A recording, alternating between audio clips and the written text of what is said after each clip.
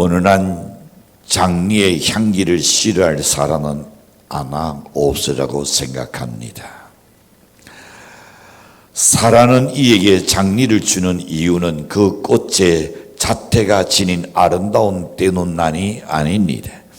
그 꽃이 지니고 있는 사란의 코와 뇌와 마음을 자극하는 향기로운 때눈이 아닐까 여겨집니다.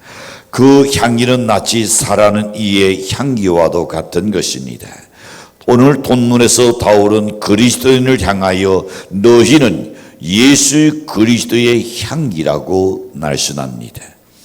아름다운 꽃에서 거룩한 향기가 우러나오듯이 예수 그리스도의 사람들에게서는 그리스도의 향취가 나온 깊은 곳에서부터 우러나와야 한다는 말씀입니다. 이렇게 그리스도인을 향기로 묘사한 것은 참으로 특출하고도 적절한 표현이라고 생각되어집니다.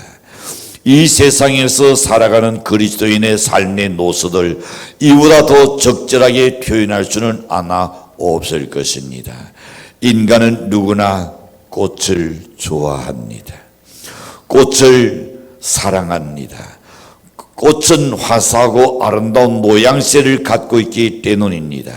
그리고 특별히 사람들은 화려한 아름다움과 함께 신선하고 아름다운 향기를 함께 지니고 있는 꽃을 더욱 좋아하고 사랑하고 있을 겁니다.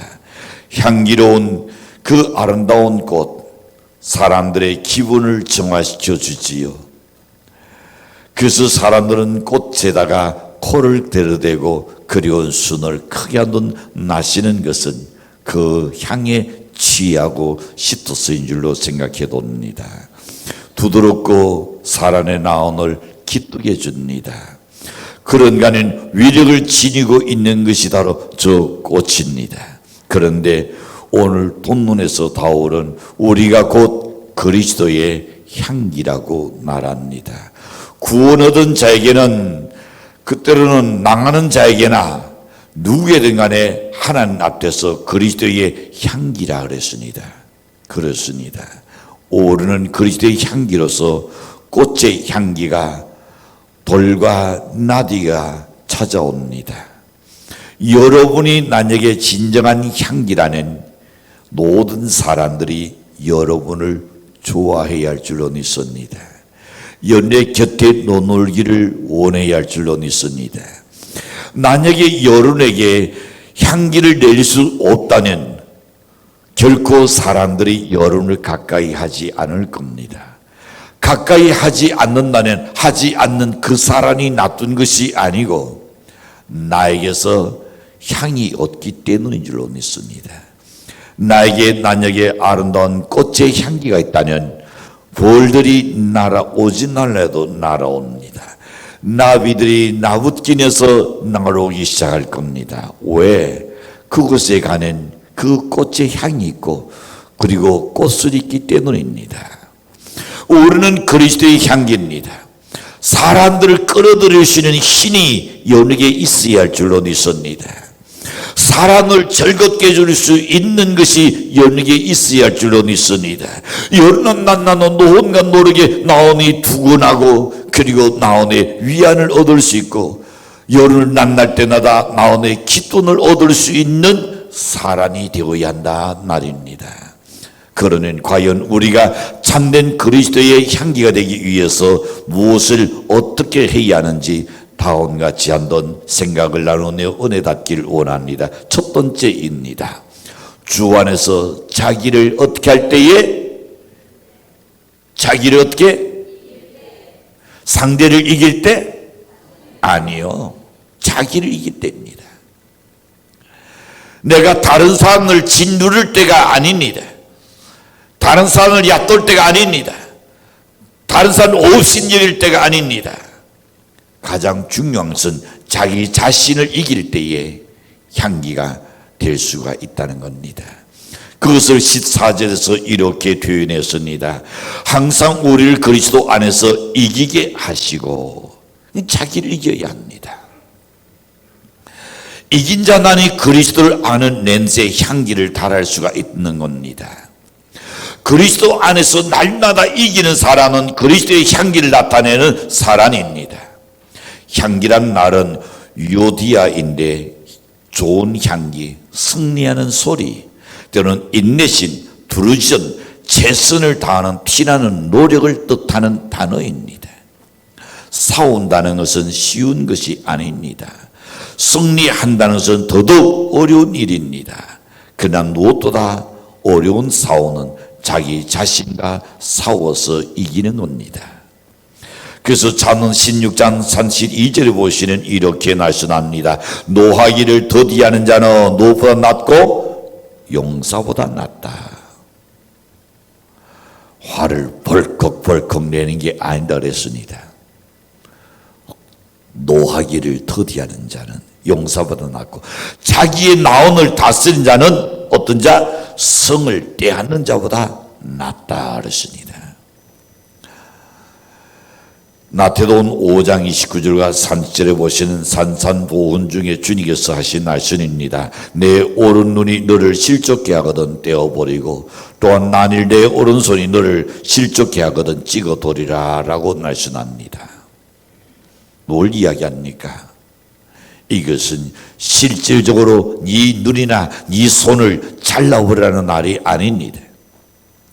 그것은 자신과의 싸움을 이야기합니다.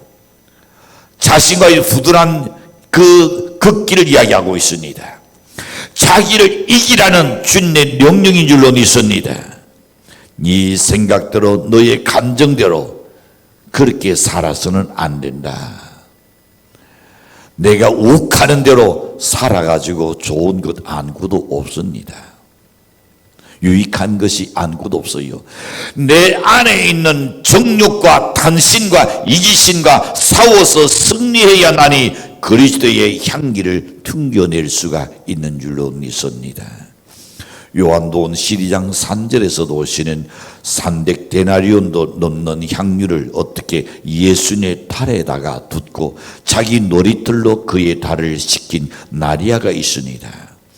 향유 냄새가 온 지대 가득하더라 그랬습니다. 여러분, 향기는 병에 갇혀 있을 때 나는 것이 아닙니다. 병 안에 갇혀 있는 것은 절대로 향은 향이지만은 나갈 수가 없습니다. 그걸 어떻게 깨트려야 나니, 뚜껑을 열어야 나니 향기를 온 지단을 가득히 내올 수가 있습니다. 인간의 모든 욕심과 이기심을 깨트려 버릴 때 나니 향기가 진동한다는 말입니다. 자기를 이길 때 나니 향기를 낼 수 있는 사람이 될 수가 있는 것입니다. 향기는 여러분 자신을 꺾을 때입니다. 남을 섬기고 봉사하며 희생할 때에 그 사람에서 향기를 튕겨낼 수가 있는 겁니다.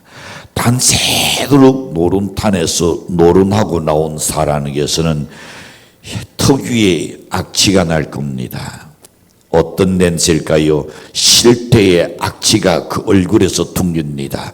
분노의 악취가 그 얼굴에서 퉁기고 그 입술에서 나옵니다. 억울함의 악취가 이들 통해서 토로합니다. 그뿐만이 아니라 담배 냄새는 얼마나 또한 찌들은 냄새가 납니까요?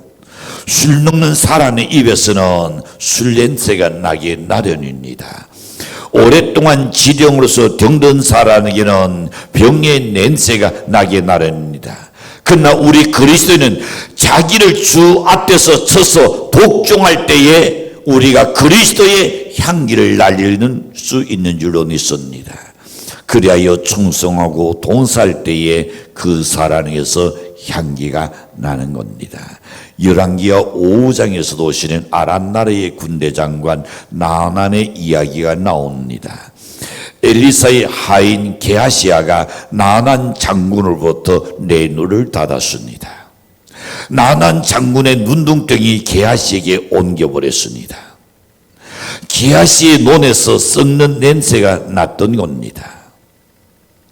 우리 마음속에 분노와 미워하는 마음이나 더러운 단신이나 이기심과 시기 질투가 가득 찰 때는 스스로가 알지는 못하는 악취가 나고 있다는 것을 알아야 합니다. 그걸 안다면 깨끗하게 하려고 노력하겠죠. 얼마 전에 서울 갈 때에 한 전철에 나의 앞에 한 여인이 앉아 있었습니다. 근데 그 여인은 아마 정신 이상자인 것 같았습니다. 온 머리는 다 기름으로 찌들어져 있습니다. 그리고 더부룩해져 있었습니다. 그리고는 개실로 짠 옷을 입었는데 찢어져 있고 추우니까 두툼하게 입었습니다. 그러나 문제는 뭘까요? 사람들이 여태 앉질 않고 앉았다가도 모르고 앉아도 벌떡 일어나서 자리를 옮겨버리는 겁니다. 왜 그럴까요? 냄새 나기 때문에, 악취가 나기 때문이었습니다. 오죽하면 건너뜨리는 나에게까지도 냄새가, 그 지던 냄새가 나는 겁니다. 여러분, 악취가 나면 사람들이 좋아하지 않습니다. 서로 여러분 사랑하고 충성하고 동사하고 헌신하고 자기와의 싸움에서 승리할 때는 향취가 날 줄로 믿습니다. 자기와의 싸움이 없이는 성장이 없습니다. 자기와의 싸움이 없이는 변화가 없고 발전이 없습니다. 내키는 대로 살아가는 그 사람에게는 아무런 축복도 있을 수가 없는 겁니다. 무던한 자기와의 싸움이 필요합니다. 공부 잘하는 아이들이 여러분 타고날 때부터 놀이가 좋아서? 아니요. 그거는 1%라 그랬습니다. 99% 놉니까? 자기와의 싸움입니다. 내가 일어나고 싶을 때에 책상에서도 일어나지 않는, 인내할 수 있는 그 싸움. 다른 아이들은 열심히 뛰어노는데 거기에 합류하고 싶던 유혹이 일어서도 그거를 절제할 수 있는 그 자기와의 싸움. 자신과의 싸움에서 이긴 자만이 향취를 낼 수가 있는 겁니다. 승리할 수 있습니다. 자랑스러운 사람이 될 수 있는 겁니다. 나는 사람이 우러러 볼 수 있는 사람이 될 수 있는 겁니다. 그러나 자기와의 싸움이 없이 내키는 대로 그냥 살아간다면 결코 사람들에게 존경을 받을 수가 없게 되고 나는 겁니다. 창세기 27장 27절에 보시는 야곱이 들니를 만들어서 아버지한테 드릴 때에 그 아버지가 이렇게 말합니다. 내 아들의 향취는 여호와께서 독 주신 닷대 향취로다. 여러분, 뭘 하고? 그가 가까이 가서 그에게 입맞추니 아버지가 그의 옷에 향취를 맡고. 여러분, 연애의 향취를 맡고, 참 이 사람은 하나님께 독받은 사람이구나. 난 사람이 그렇게 말할 수 있어야 할 줄로 믿습니다. 귀한 것을 드릴 때에 하나님께서 내게 주시는 복의 향취라고 말했습니다. 우리 성도들은 기도를 통하여 자기와의 싸움에서 승리해야 합니다. 충성하고 동사함으로 향기를 나타낼 수 있는 연례시기를 바랍니다. 감사의 제사를 드리면서 향을 틔우고 아름답고 복된 향례를 꼭 낼 수 있기를 주님으로 간절히 축원합니다. 두 번째 생각해 봅니다. 신앙을 사수함으로 향기를 발휘하게 될 줄로 믿습니다. 15절에서 말씀합니다. 우리는 구원받는 자들에게나 망하는 자들에게나 하나님 앞에서 무엇이다? 그리스도의 향기다. 그러니 믿는 사람 가운데서나 안 믿는 사람 앞에서나 우리는 항상 향기가 있어야 한다는 말입니다. 어떤 이는 교회 안에서는 향기가 있는 것처럼 보입니다. 그러나 바깥에 나가는 아니요, 악취가 나버립니다. 교회 생활과 바깥 생활이 다르다는 겁니다. 이중적인 생활을 하고 있다는 겁니다. 그래서는 안 된다는 것을 말씀합니다. 옳은 구원 얻는 자에게나 아니면 망하는 자에게나 하나님 앞에서 그리스도의 향기가 되어야 한다. 어느 내과 의사가 이렇게 말했습니다. 같은 꽃이라도 꽃을 사랑하는 마음으로 물을 주고 가꿀 때와 그렇지 못할 때 향기의 차이가 있다 그랬습니다. 나 그 의사는 꽃을 무던히 사랑하는 사람인 것 같아요. 이 일이 아주 세밀히 관찰한 사람인 것 같습니다. 꽃을 사랑하면서 주는 그 자랐던 그 꽃에서 나오는 향이나 그렇지 않는 것과는 다르더라. 그렇다면 날마다 한결같은 마음으로 진리를 따라서 살면서 신앙의 정절을 지킬 때에 나는 그 향기는 그 무엇과도 바꿀 수 없는 향인 줄로 믿습니다. 창세기 39장 1절에 보시는 요셉은 애굽으로 끌려가서 종로로 다녀서 많은 어려움을 겪었습니다. 그러한 요셉을 향해서 성경은 뭐라고 이야기합니까? 그는 용모가 준수하고 아름답더라 그랬습니다. 이 날씨는 요셉이 뒤로 어려움을 겪었지만은 신앙의 정절을 잘 지켜서 향기로운 냄새를 토해냈다는 날입니다. 하나님께서 함께 하시는 향기 나는 인생이 될 줄로 확신합니다.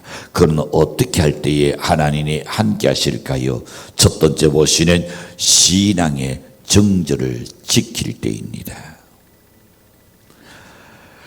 신앙의 정절을 지키고 신지가 견고할 때에 하나님이 함께 합니다. 조건하는 시련에도 조건하는 일에도 신앙의 정절을 지키지 못하고 신지가 견고하지 못하면 하나님께서 함께할 수 없다 그랬습니다. 그래서 신지가 굳건한 자에게는 여호와의 평강에서 평강으로 인도하신다 그랬습니다. 오늘 우리의 신앙이 뭡니까? 내 감정 따라 내 기분 따라가 아니라 신앙의 정절을 지킬 줄 알아야 합니다. 두 번째 생각해도는 이렇습니다. 진리를 한결같이 따르는 사람의 인격에서 향기를 쏟아내는 겁니다. 진리를 한결같이 따라야 합니다. 그 사람 속에 그의 인격 속에서 향기를 뿜어낼 수가 있습니다. 여러분 우리의 육신은 그걸 할 수 없지만은 그러나 하나님이 그렇게 살라고 하셨으니 나를 싸워서 이겨서 억누르고 진리에 순종할 때에 나는 사람이 저 사람 많이 달라졌다. 과거는 안 저랬었는데 사람이 변해서 달라졌어. 그런 소리 들어야 합니다. 야, 그 사람 교회 나갈 때는 너 안 나갈 때는 너 똑같은데? 그거는 비극입니다. 저 사람이 신앙생활 하더니 사람이 달라졌어. 변화됐어. 예전 같으면 이런 일을 당하면 화를 털컥 낼 건데, 아니 주눅질을 할 건데, 아니 말 같은 일을 할 건데 사람이 달라졌어. 사람이 신앙의 인격을 드러낼 때에 향기가 납니다. 세 번째 보면 믿음의 뿌리가 말씀 속에 깊이 박혀서 요동함이 없을 때에 하나님이 함께 하신다 그랬습니다. 미국의 레드우드라는 곳에서 4,000년 된 나무가 있다고 합니다. 4,000년. 이 나무가 4,000년이나 버틸 수 있었던 것은 뿌리가 깊이 뻗어 있었기 때문이라고 말합니다. 오늘 우리들도 흔들리지 않는 레드우드처럼 믿음의 뿌리를 날선 위에다가 깊이 내리셔야 합니다.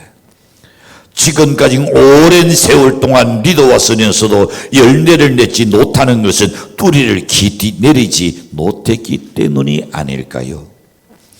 어떤 어려움이 놀려와도 환경의 변화가 있어도 흔들리지 않는 믿음을 소유하며 향기를 피우면서 살아가야 할 줄로 믿습니다. 성도는 그리스도의 아름다운 향기로 어디서나 이기면서 살아간다고 했는데 그렇다면 이 이긴의 당도도 뭘까요? 바울은 17절에서 이렇게 표현했습니다. 우리는 수많은 사람들처럼 하나님의 말씀을 혼자 타게 하지 아니하고 그 순전함으로 하나님께 받은 것 같이 하나님 앞에서와 그리스도 안에서 말하노라. 순전함으로. 다시 말해서 성도가 이 세상 어디서나 이기고 나아가는 한 가지 방법이 있다면 하나님 말씀에 굳게 서야 합니다. 그리고 순전한 신앙으로 사는 사람이어야 합니다. 한결같은 마음으로 살아야 하는 겁니다. 오직 그 길만이 그리스도의 향기로 자기를 지키며 살아가는 유일한 방법이라는 것을 말씀합니다. 하나님의 말씀에 입각한 인생관을 세워야 합니다. 하나님 말씀에 합당한 사고 방식을 가져야 합니다. 그리고 순전한 신앙에 입각한 행동 양식이 필요합니다. 바로 이런 것들이 세상 속에서 굴복하지 않고 승리 안에서 사는 비결인을 성도들은 잊지 말아야 합니다.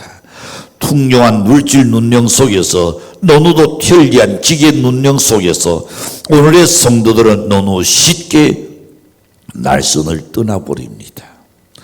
또 자주 불신앙적인 태도를 세상에서 살아가는 것이 너무나 안타까울 때가 없잖아 있습니다. 하나님께서는 오늘날 우리에게 향기로운 냄새로서의 삶을 요구하십니다. 그리고 어그러진 노릇을 하나는 요구하지 않습니다. 오늘날 우리의 신앙을 얼마나 순전하게 잘 지키고 있는가 한번 자각하며 살아야 할 줄로 믿습니다. 아름다운 향기를 전달하며 사는 연례시기를 바랍니다. 나지날 세 번째 생각해도 있습니다. 순수한 마음을 가지면 향기가 나타난다는 겁니다. 17절에서 거듭 그렇게 말씀합니다. 순전할 때 하나님이 함께 하시는 향내가 납니다. 여기 순전하다는 뜻은 불순하지 않다는 말입니다. 진짜라는 말입니다. 거짓이 섞이지 않았다는 것을 이야기합니다. 거짓은 들키지 않으려고 포장을 하는 것이 거짓입니다. 진짜는 시간만 기다리는 입증이 되는 것이 진짜입니다. 하나님은 순수한 인간을 원하십니다. 하나님은 군인이 없는 인간을 원하십니다. 자기 행위에 대한 책임을 지는 인간을 원하십니다. 하나님의 계명의 날선을 지키는 사람을 원하십니다. 하나님은 적극적이며 순수한 신앙을 가진 사람의 곁에는 향기가 풍기게 나련입니다. 에이브람 링컨은 누구나 잘 알고 있습니다. 그는 초등학교도 제대로 마치지 못하고 겨우 1년 정도밖에 정규 교육이라고는 받은 바가 없습니다. 그러나 그에게는 가지고 있는 것이 정직한 이었습니다. 깨끗하고 순수한 마음을 가지고 있었습니다. 그리고 그는 최선을 다하는 사람이었습니다. 어떤 일을 맡았든 간에 어떤 일을 하든 간에 자기의 혼신을 다하여 생명을 다하여 있는 이 신을 다하여 최선을 다하는 사람 에이브람 링컨이었습니다. 에이브람 링컨이 한 날이 있습니다. 나이 40세가 되어 자기 얼굴에 책임을 져야 한다. 참 무거운 마음입니다.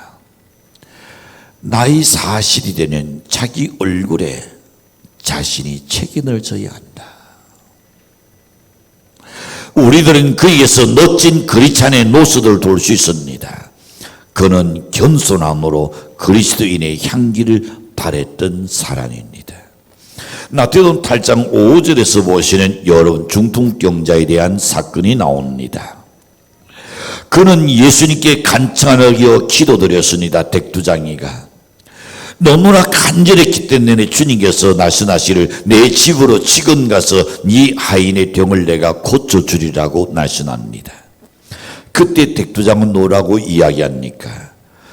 주여, 주님이 우리 집에 오는 것을 제가 감당할 수가 없나이다.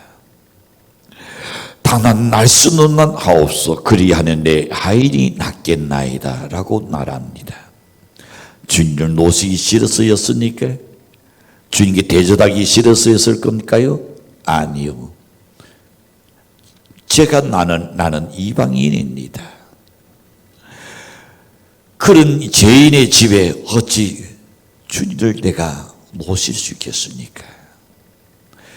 당단 날씬한 하신다는 내 하인도 낫겠나이다. 주님의 그의 겸손함을 도셨습니다. 그리고 주님께서 그의 순수한 믿음 도시고 가라, 네 하인이 나았노니라. 중풍병에서 그 순간 깨끗하게 고침받았습니다. 그리스도의 향기로서의 하나님의 백성들은 그냥 수동적으로 존재하는 것이 아닌을 바울은 우리에게 거듭 날씬합니다. 하나님께서는 그 백성이 어디에 거하더라도 존재하는 바로 그곳에서 향기를 달아야 할 것을 날씬합니다. 여러분이 어떤 위치에 어떤 자리에 있든 간에 거기에서 여러분은 그리스도의 향기를 내야 하는 겁니다. 왜 우리가 전도를 못할까요? 왜 이웃 사람들이 여러분을 보고도 예수님 줄 알면서도 왜 감동이 없을까요? 냄새가 어떤 냄새를 풍기고 있냐는 겁니다.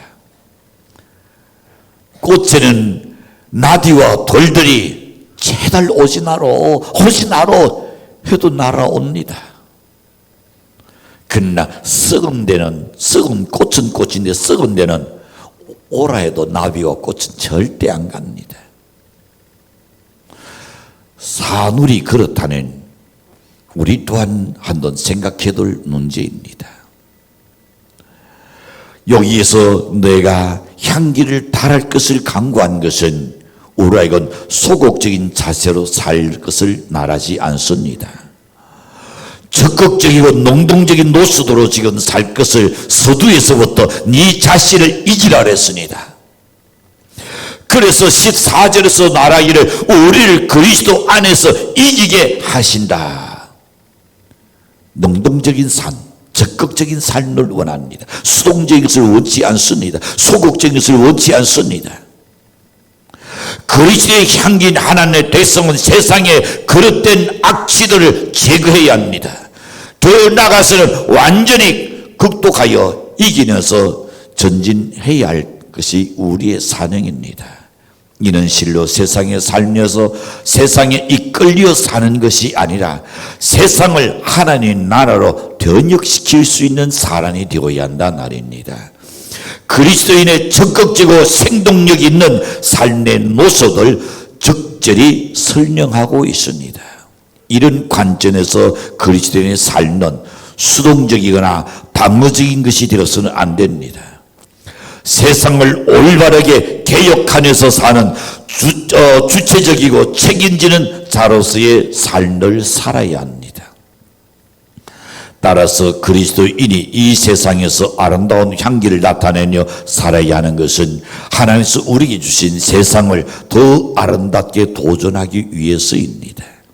더 정의롭게 만들면서 사는 것을 의미합니다. 어떤 측면에서 보면 오늘의 교회와 성도들은 그리스도의 향기로서의 자기 노릇을 때로는 상실하고 사는 것은 아닌가 한번 전 생각해둘 문제입니다. 물론 다 그런 것은 아닌 줄로 생각합니다. 엄청나게 많은 교회와 성도들이 이 부패하고 불의한 사회를 책임지고 살아가지 못하는 현실을 볼 때에 너무나 안타까운 심정입니다. 적어도 우리 그리스도인의 삶은 세상을 이기는 삶이 되시기를 축복합니다. 그리고 여기서 이긴다고 할 때의 이기는 관념적이고 피상적인 것이 아닙니다. 구체적이고 실제적인 이긴을 말하고 있습니다. 사랑하는 성도 여러분, 오히려 여러분이 머무는 곳, 여러분의 그 일터, 여러분을 만나는 사람에게 그리스도의 아름다운 향기를 드러내고 사는 우리 성도들이 되시길 주님으로 간절히 축복합니다. 기도합니다.